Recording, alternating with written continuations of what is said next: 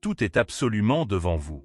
Aujourd'hui, nous allons parler de la façon dont le narcissique vous fait croire qu'il vous protège de ce qu'il vous fait.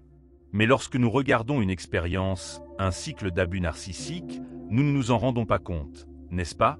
Inévitablement, nous regardons toute cette expérience, aussi longue qu'elle dure, et un sentiment ou une question nous accompagne. Vous vous demandez « je ne sais pas comment je ne l'ai pas vu, parce que tout était là ». Si on y réfléchit, il n'y a rien de trop absurde, de trop secret ou de trop surréaliste. Les révélations apparaissent, mais les indices étaient là. On commence à se souvenir, à examiner, et la sensation est de torpeur, comme si on était dans le coma, un engourdissement, une hypnose, quelque chose comme ça. Mais les signes étaient là. Ce n'est pas une grande surprise, non? C'est comme si, pour une raison quelconque, et c'est très difficile à expliquer, nous étions incapables de voir l'évidence, ce qui était devant nous, séparé seulement par un film plastique, par un papier transparent. Mais c'était là, dans les mots, dans le comportement, dans la manière, dans le regard. C'était là. Les révélations se rapprochent beaucoup de ce sentiment que nous avions à l'époque. Quelque chose que d'autres personnes ont souligné, ou que l'agresseur lui-même a dit un jour, et qui plus tard, en reliant les points, on se rend compte, il l'a dit, elle l'a dit, j'ai trouvé ça étrange. Et donc nous connectons les points. Un agresseur narcissique laisse de nombreuses traces. C'est impressionnant le nombre de pistes qu'il y a. C'est là, très concret, dans le discours, dans la manière, dans le comportement. L'une des explications est que, lorsque l'on regarde cette situation, on se rend compte que l'agresseur narcissique pense « plus j'explique clairement ce que je fais à cette personne et elle se soumet, plus j'exerce de pouvoir sur elle ». Cela signifie qu'il n'a pas besoin de cacher ce qu'il fait. Au lieu de cela, il expose ses actes parce qu'il sait qu'à mesure que la victime se soumet, son contrôle ne fera qu'augmenter. Nous en avons parlé à plusieurs reprises. De plus, le narcissique parle ouvertement de ce qu'il fait, décrit ses attitudes, ce qui fait croire à la victime qu'elle ne serait jamais capable de quelque chose d'aussi grave. Elle commence à croire qu'elle est protégée de tout ce qu'il prétend lui-même être faux. Un agresseur narcissique fait croire à la victime qu'il la protège de tout le mal qu'il lui cause. Il met en lumière certaines situations et certains faits, mais la victime n'associe jamais que c'est lui qui le fait. Il est très courant que le narcissique brandisse des drapeaux comme s'il s'agissait de valeurs non négociables, des choses qu'il ne tolère pas. Par exemple, la tricherie, je ne le tolère pas, je suis radicalement contre. Lorsque le narcissique tient des discours enflammés, il parle exactement de ce qu'il fait. Un narcissique avait un partenaire et a fait comprendre à la victime que tout le monde autour de lui allait profiter de lui, y compris les membres de sa famille, et que c'est pourquoi il devrait rester à l'écart.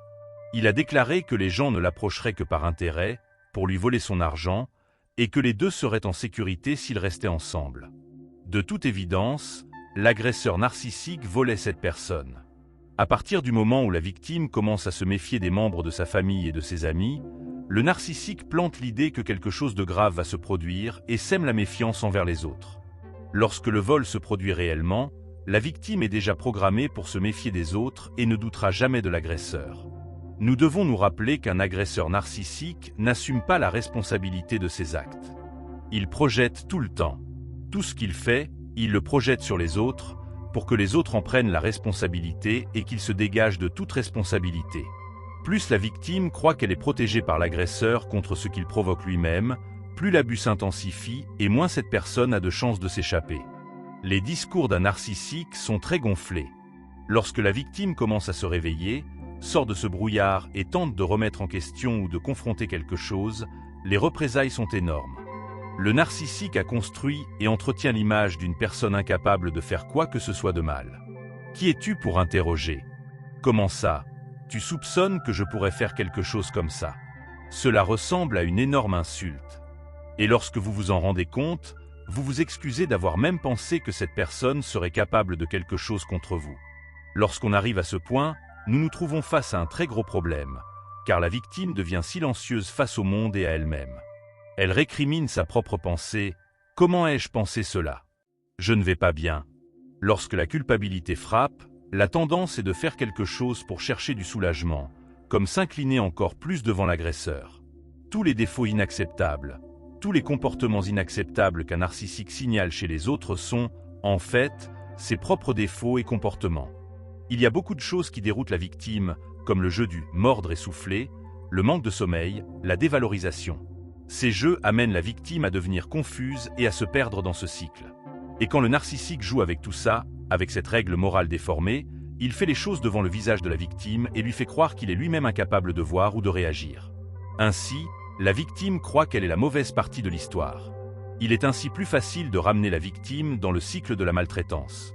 Lorsqu'elle est rejetée ou lorsqu'elle quitte la relation, elle se laisse facilement réintégrer, croyant souvent qu'elle a une autre chance, que cette fois, cela fonctionnera. Le narcissique met la personne dans une position de rétrogradation constante. Toute la confusion créée au sein du cycle rend le retour très simple.